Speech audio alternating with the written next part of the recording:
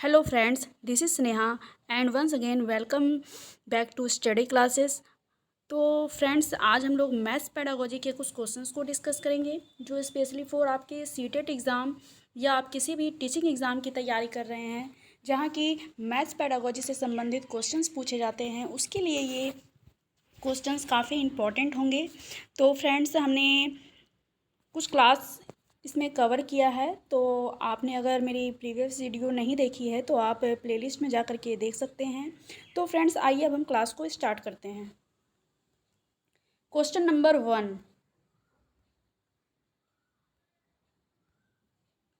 श्रीधर गणित के अध्यापक हैं। वह कक्षा 5 में गणित पढ़ाते समय गणित की उपयोगिता इस प्रकार बताते हैं कि गणित एक ऐसा विषय है जो मानसिक शक्तियों को प्रशिक्षित करने का अवसर प्रदान करता है तथा एक सुषुप्त आत्मा में चेतना एवं नवीन जागृति उत्पन्न करने के कौशल का विकास करता है। अध्यापक द्वारा दिया गया यह कथन किसका है?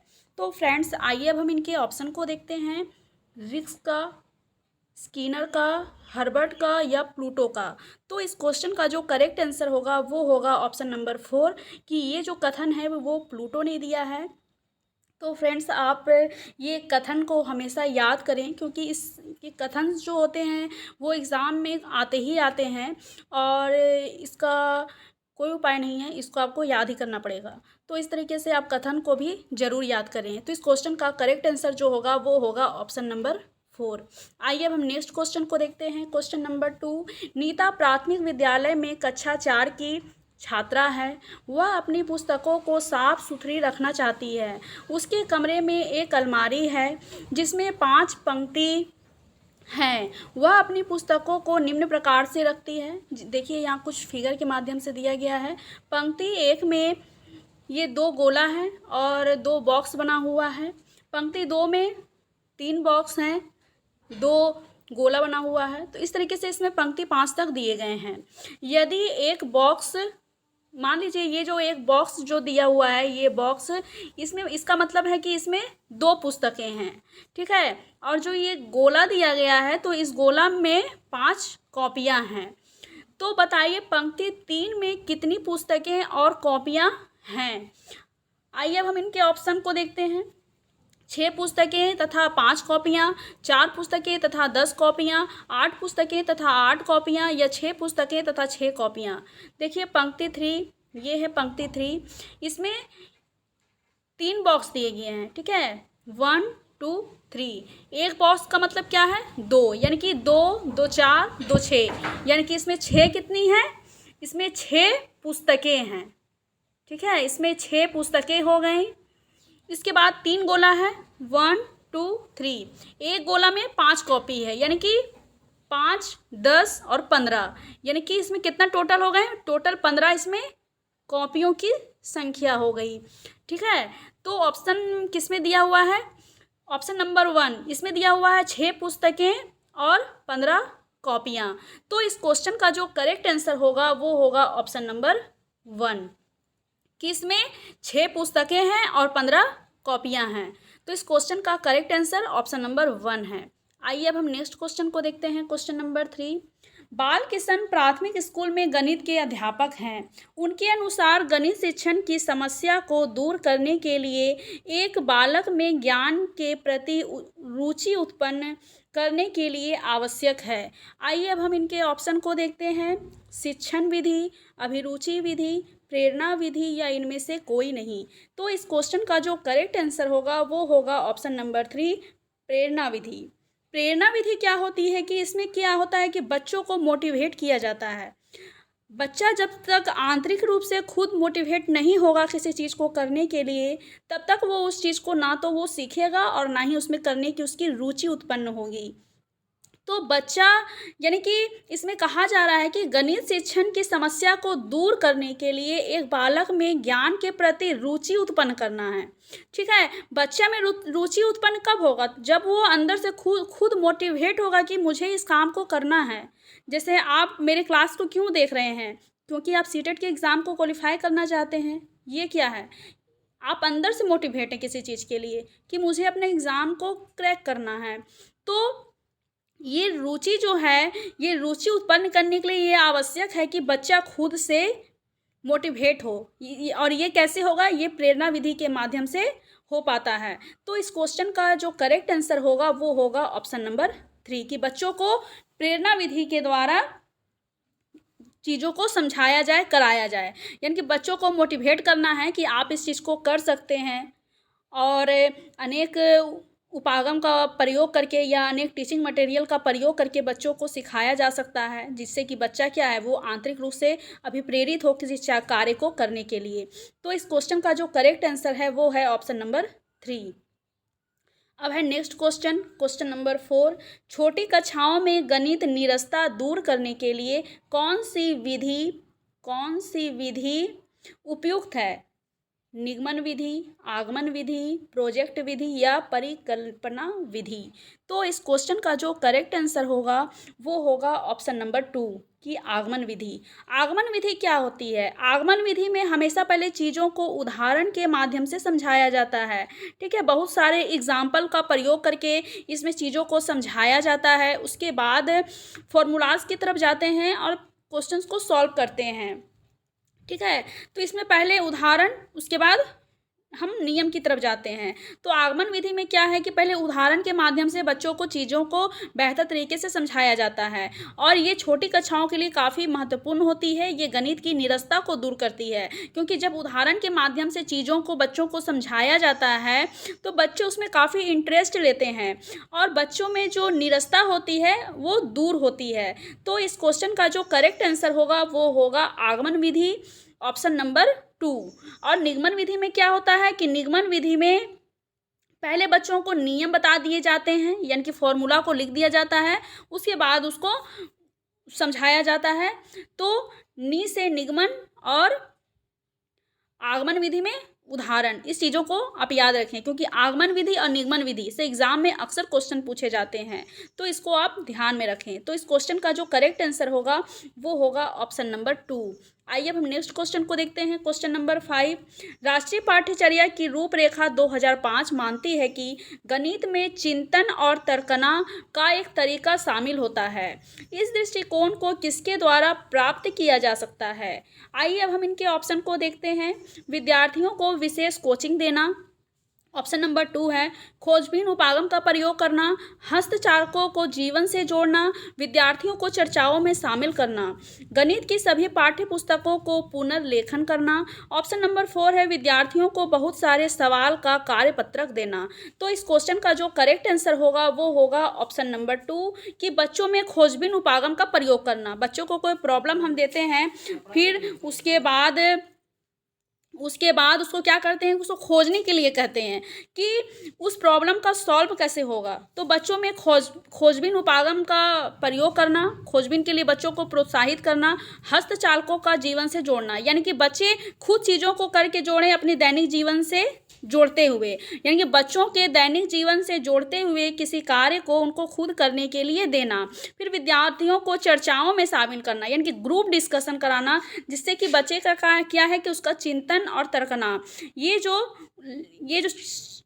है इसका विकास हो सके, ये डेवलप हो सके।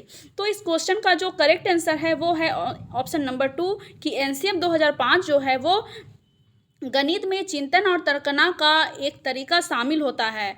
इस दृष्टिकोण को किसके द्वारा प्राप्त किया गया है? तो इस दृष्टिकोण को खोजबीन उपागम के द्वारा हस्तचालकों का जीवन से जोड़कर और विद्यार्थियों को चर्चाओं में शामिल करना। इस क्वेश्चन का जो करेक्ट आंसर है वो है ऑप्शन नंबर 2, विद्यार्थियों को विशेष कोचिंग देना। तो सिर्फ कोचिंग देना ही नहीं होता कि आप सिर्फ बच्चों को कोचिंग दे दीजिए और बच्चे उससे पढ़ें, तो ऑप्शन नंबर 1 सही नहीं है। ऑप्शन नंबर 2 है गणित की सभी पाठ्य पुस्तकों को पुनर्लेख करना। सिर्फ पाठ्य पुस्तक के द्वारा ही बच्चों को नहीं पढ़ाया जा सकता, यानी कि बच्चों को हमेशा एक्टिविटी से जोड़ते हुए, बच्चों को डेली लाइफ जीवन से जोड़ते हुए ही पढ़ाना काफ़ी बेस्ट माना जाता है। गणित को बहुत सारे सवाल का कार्यपत्रक, विद्यार्थियों को बहुत सारे सवाल का कार्यपत्रक देना, तो ये भी सही नहीं है कि बच्चों को सिर्फ सवाल ही हम दे दिए।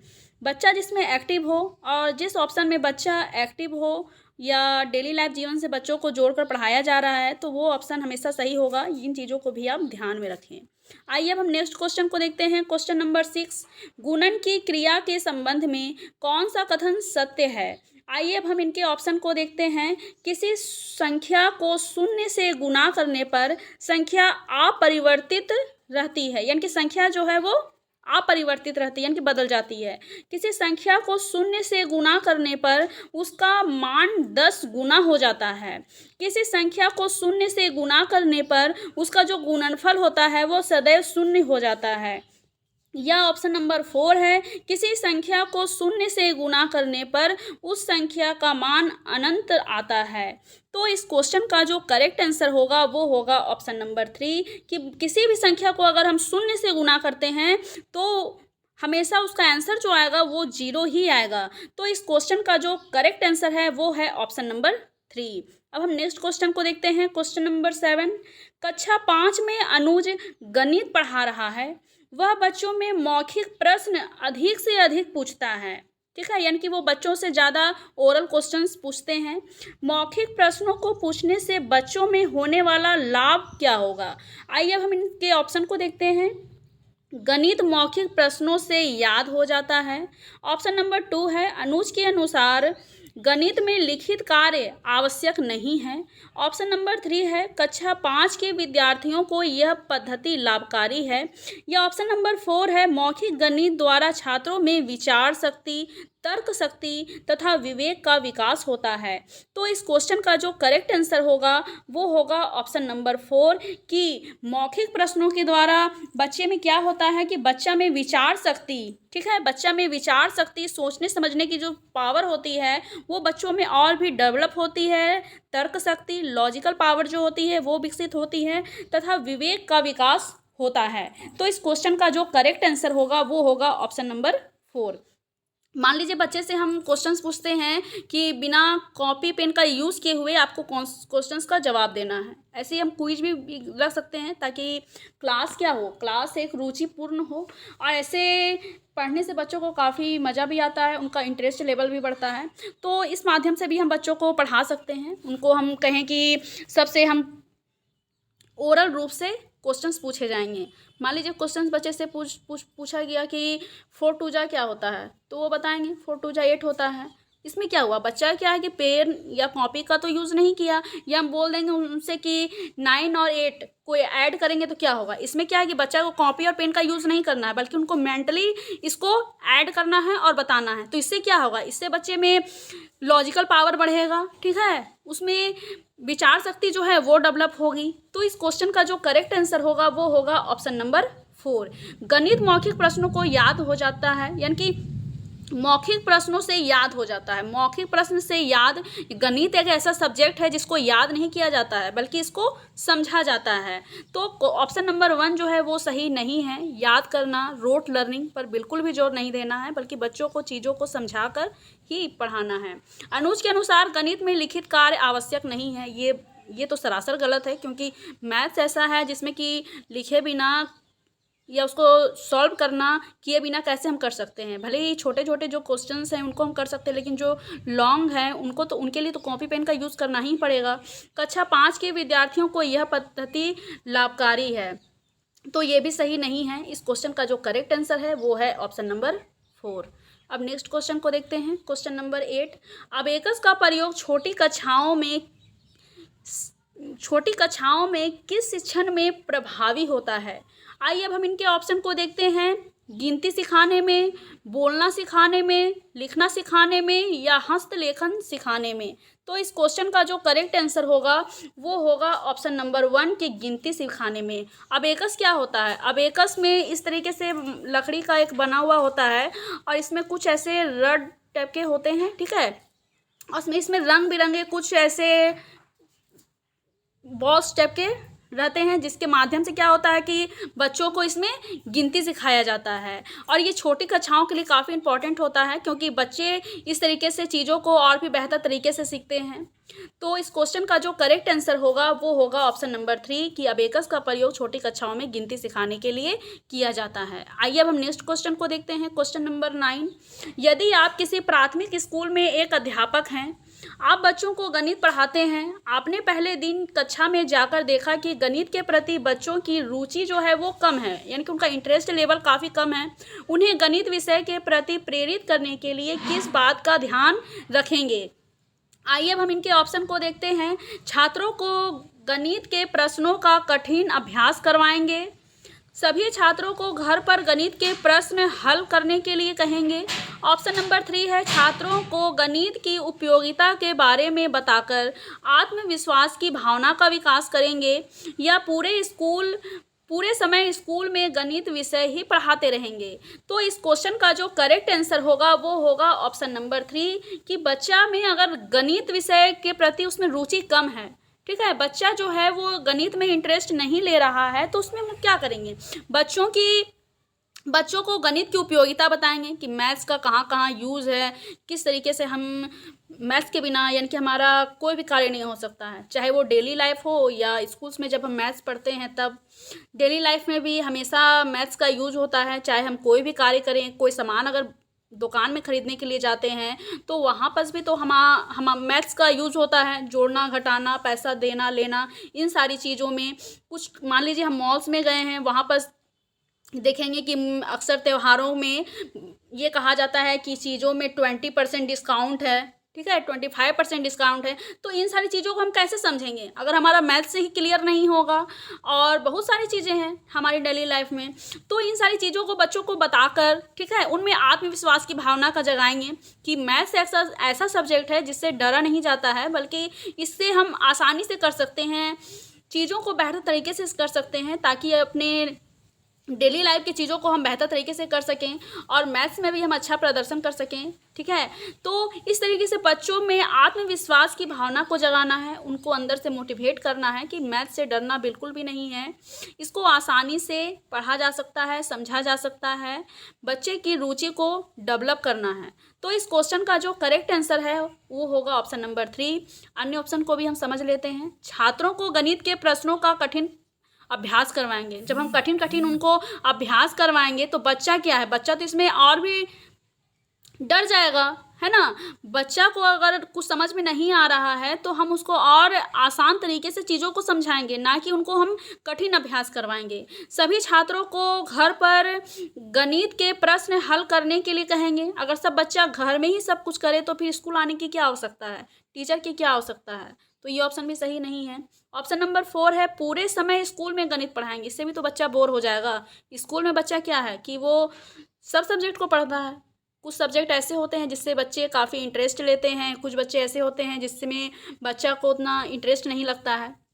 अगर एक ही विषय को पूरा दिन पढ़ाया जाए तो इससे बच्चे भी ऊब जाएंगे। तो ये भी ऑप्शन सही नहीं है। इस क्वेश्चन का जो करेक्ट आंसर होगा वो होगा ऑप्शन नंबर 3 कि छात्रों को गणित की उपयोगिता के बारे में बताकर उनमें आत्मविश्वास की भावना का विकास करना। अब आइए नेक्स्ट क्वेश्चन को देखते हैं। क्वेश्चन नंबर 10, यदि एक शिक्षार्थी को संख्याओं और परिकलन में समस्या हो रही है, ठीक है, उसको संख्या में और परिकलन में समस्या हो रही है, तो उसमें असमर्थता हो सकती है जिसका नाम है लेखन अक्षमता है यानी कि डिस्ग्राफिया, गणितीय अक्षमता है यानी कि डिसकैल्कुलिया, दृश्य स्थानिक संगठन में असमर्थता है, या पठन अक्षमता यानी कि डिसलेक्सिया है।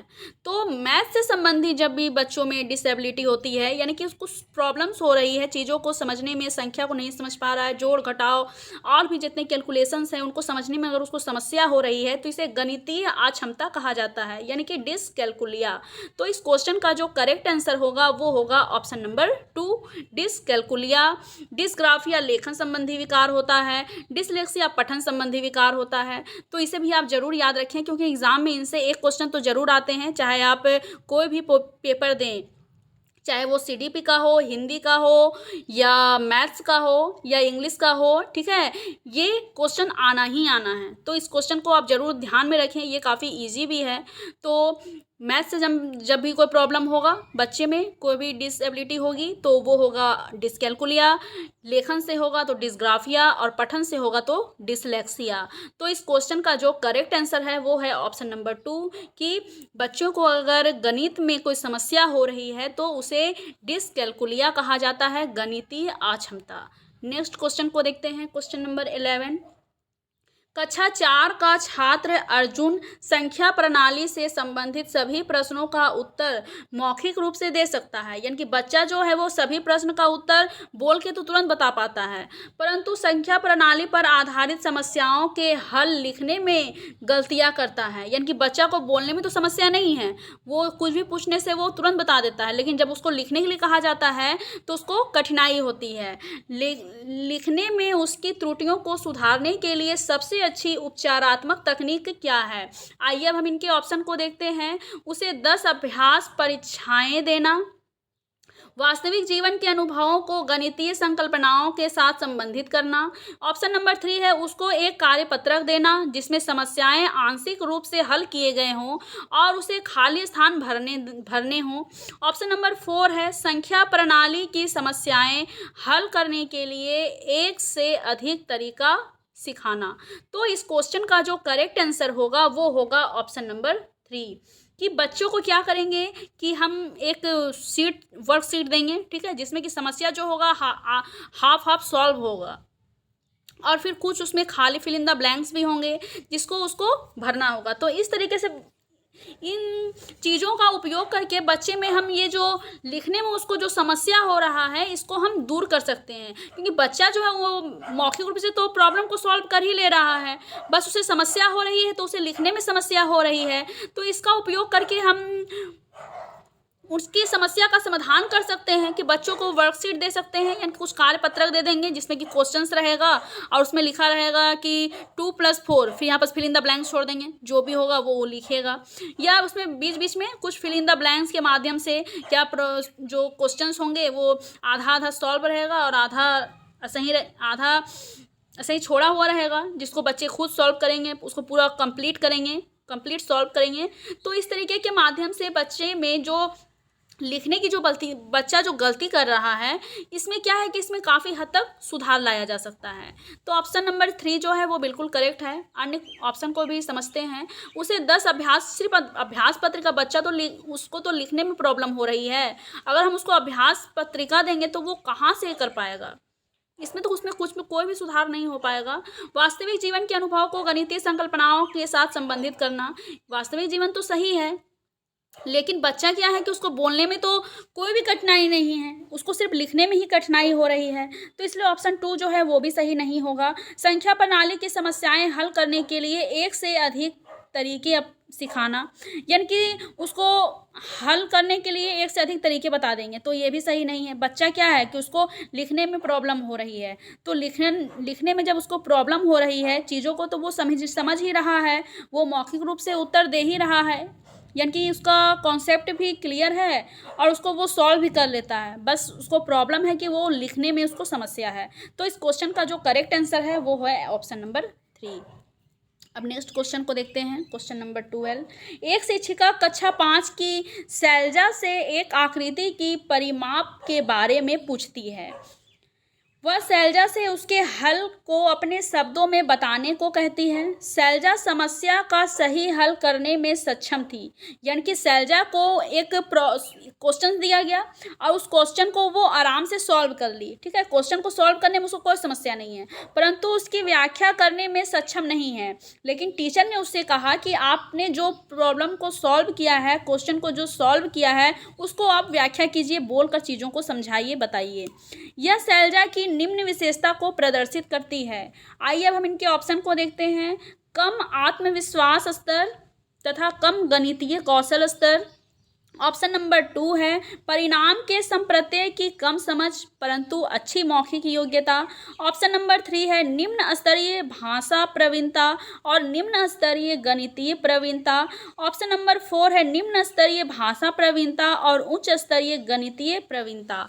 तो इस क्वेश्चन का जो करेक्ट आंसर है वो है ऑप्शन नंबर 4, कि शैलजा क्या है, शैलजा कि निम्न स्तरीय भाषा प्रवीणता है, यानी कि वो मैथ्स को तो सॉल्व कर ले रही है, मैथ्स को सॉल्व करने में, क्वेश्चन को सॉल्व करने में उसको कोई समस्या नहीं है, उसको व्याख्या करने में समस्या है, यानी कि भाषा प्रवीणता में उसको समस्या है, ये निम्न स्तरीय है। और उच्च स्तरीय गणितीय प्रवीणता है, तो उच्च स्तरीय गणितीय प्रवीणता मतलब कि वो मैथ्स के प्रॉब्लम को सॉल्व कर ले रही है, उसको जो क्वेश्चन दिया गया है उसको वो आसानी से बना ले रही है, ठीक है। तो मैथ की प्रवीणता जो है वो उच्च स्तरीय हुई और भाषा की जो प्रवीणता हुई वो निम्न स्तरीय प्रवीणता हुई, यानी कि वो व्याख्या करने में सक्षम नहीं है। तो इस क्वेश्चन का जो करेक्ट आंसर है वो है ऑप्शन नंबर 4। और भी ऑप्शंस को हम समझ लेते हैं। आत्मविश्वास स्तर तथा कम गणितीय कौशल, तो ये ऑप्शन गलत है। कम गणितीय कौशल अगर उसमें शैलजा में अगर होता तो वो क्या मैथ्स के प्रॉब्लम को सॉल्व कर पाती? नहीं कर पाती। ऑप्शन नंबर 2 है परिणाम के संप्रत्यय की कम समझ परंतु अच्छी मौखिक योग्यता। परिणाम के संप्रत्यय की समझ तो उसमें है क्योंकि वो मैथ्स के क्वेश्चन को सही सॉल्व की है, लेकिन उसमें प्रॉब्लम ये है कि वो मौखिक अभिव्यक्ति नहीं कर पाती है। तो ऑप्शन नंबर 2 भी गलत हो गया। ऑप्शन नंबर 3 है निम्न स्तरीय भाषा प्रवीणता।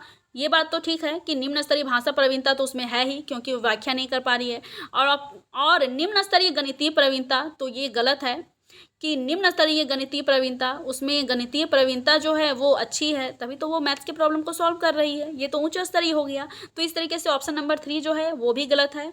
तो इस क्वेश्चन का जो करेक्ट आंसर है वो है ऑप्शन नंबर 4। आइए अब हम नेक्स्ट क्वेश्चन को देखते हैं। क्वेश्चन नंबर 13, प्राथमिक कक्षा का एक बच्चा संख्या संक्रिया चिन्हों, सिक्कों एवं घड़ी की सुइयों में अंतर स्थापित नहीं कर पाता है। यानी कि प्राथमिक स्तर का बच्चा है, यानी कि क्लास 1 to 5 का ही बच्चा है। वो क्या है, उसमें क्या है कि वो सिक्का में और घड़ी के सुई में वो अंतर नहीं कर पाता है, ठीक है, उसके चिन्ह को। यह तथ्य इंगित करता है कि इस बच्चे को निम्नलिखित में से किस प्रक्षेत्र में समस्या है।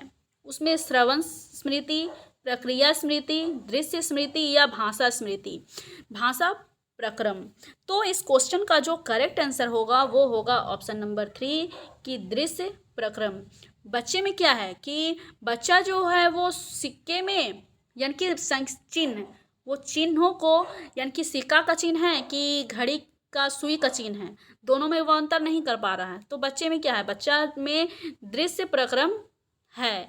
तो इस क्वेश्चन का जो करेक्ट आंसर होगा वो होगा ऑप्शन नंबर 3। अब नेक्स्ट क्वेश्चन को देखते हैं। क्वेश्चन नंबर 14, कक्षा 4 के किसी छात्र को निम्नलिखित शब्द समस्या दी गई, यानी कि उसको एक समस्या दिया गया। मुंबई में 336 बस स्टॉप हैं, ठीक है, मुंबई में 336 बस स्टॉप हैं। दिल्ली में मुंबई से 127 बस स्टॉप अधिक हैं। दिल्ली में कुल कितने बस स्टॉप हैं? आइए अब हम इनके ऑप्शन को देखते हैं। छात्र ने उपरोक्त समस्या का उत्तर इस प्रकार लिखा, यानी कि छात्र जो है वो इस क्वेश्चन का जो सॉल्व है वो इस प्रकार फिगर के माध्यम से समझाकर लिखा है कि मुंबई में 336 बस स्टॉप हैं और दिल्ली में मुंबई से 127 बस स्टॉप अधिक हैं। यानी कि दिल्ली में क्या है कि मुंबई से 127 अधिक है, तो 336 तो मुंबई में है और 127 दिल्ली में, तो दोनों को ऐड कर दिया तो वो दिल्ली का हो गया। दिल्ली में कुल 336 plus 127 equal to 463 bus stop हैं। इस तरीके से बच्चे जो है वो प्रॉब्लम को सॉल्व किया है। शिक्षक इस छात्र के प्रदर्शन के विषय में क्या रिपोर्ट देगा? आइए अब हम इनके ऑप्शन को देखते हैं। छात्र सही उत्तर ज्ञात कर सकता है परंतु उसका अभिव्यक्ति निकृष्ट है। ऑप्शन नंबर 2 है छात्र समस्या को समझने और उसका विश्लेषण करने में अच्छा है तथा उसकी समस्या हल करने की योग्यता प्रशंसनीय है। ऑप्शन नंबर 3 है छात्र ने सही क्रियाविधि नहीं अपनाई, उसे अधिक अभ्यास की आवश्यकता है। ऑप्शन नंबर 4 है छात्र सभी आवश्यक चरणों को लिखने की योग्यता नहीं है। तो इस क्वेश्चन का जो करेक्ट आंसर होगा वो होगा ऑप्शन नंबर 2 कि छात्र जो क्या है वो एक तरीके से छात्र समस्या को समझने में वो समस्या को समझ रहा है और फिर उसको वो फिगर के माध्यम से इस तरीके से बता रहा है कि मुंबई में इतने हैं और मुंबई से अधिक दिल्ली में इतने हैं। तो दोनों को क्या किया, ऐड किया। वो ऐड तो किया है लेकिन ऐड के साथ साथ इस तरीके से डायग्राम, इस तरीके से फिगर का प्रयोग करके भी वो बता रहा है। तो ये क्या है कि बच्चे की जो समस्या समाधान यानी कि प्रॉब्लम सॉल्विंग की जो क्षमता है उसमें वो काफ़ी प्रशंसनीय है। तो इस क्वेश्चन का जो करेक्ट आंसर होगा वो होगा ऑप्शन नंबर 2। आइए अब हम नेक्स्ट क्वेश्चन को देखते हैं। क्वेश्चन नंबर 15, गणित में निदानात्मक परीक्षण का उद्देश्य क्या होता है? प्रगति पत्रक को भरना, सत्रांत परीक्षा के लिए प्रश्न पत्र की योजना बनाना, बच्चों की समझ में निहित रिक्तियों को जानना। ऑप्शन नंबर 4 है अभिभावकों को प्रतिपुष्टि यानी कि फीडबैक देना। तो इस क्वेश्चन का जो करेक्ट आंसर होगा वो होगा ऑप्शन नंबर 3 कि गणित में निदानात्मक परीक्षण का जो उद्देश्य होता है वो होता है बच्चों की समझ में निहित रिक्तियों को जानना, यानी कि उसमें क्या कमी है उस कमी को जानना निदानात्मक परीक्षण का उद्देश्य होता है। निदानात्मक परीक्षण ऐसे परीक्षण को कहा जाता है जिसमें कारण का पता लगाया जाता है। आप इस बात का ध्यान में रखें कि निदानात्मक में हमेशा कारण का पता लगाया जाता है कि क्या कारण है कि बच्चा मैथ को अच्छे से नहीं सीख पा रहा है, समझ नहीं पा रहा है, उसके क्वेश्चंस को सॉल्व नहीं कर पा रहा है।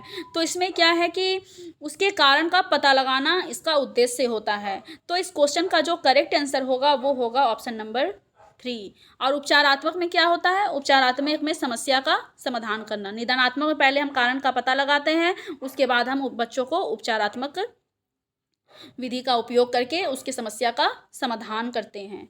तो इस क्वेश्चन का जो करेक्ट आंसर है वो है ऑप्शन नंबर 3। प्रगति पत्रक को भरना, सिर्फ प्रगति पत्रक को भरना ही निदानात्मक परीक्षण का उद्देश्य नहीं होता है, या सत्रांत परीक्षा के लिए प्रश्न पत्र की योजना बनाना ये भी इसका उद्देश्य नहीं है, और अभिभावकों को प्रतिपुष्टि यानी कि फीडबैक देना। तो इस क्वेश्चन का करेक्ट आंसर ऑप्शन नंबर 3 है। तो फ्रेंड्स, आज हमने कुल 50 क्वेश्चन को डिस्कस किए। आई होप आपको सेशन अच्छा लगा होगा, और आपके कितने क्वेश्चंस के आंसर सही हुए हैं आप कमेंट बॉक्स में ज़रूर बताएं।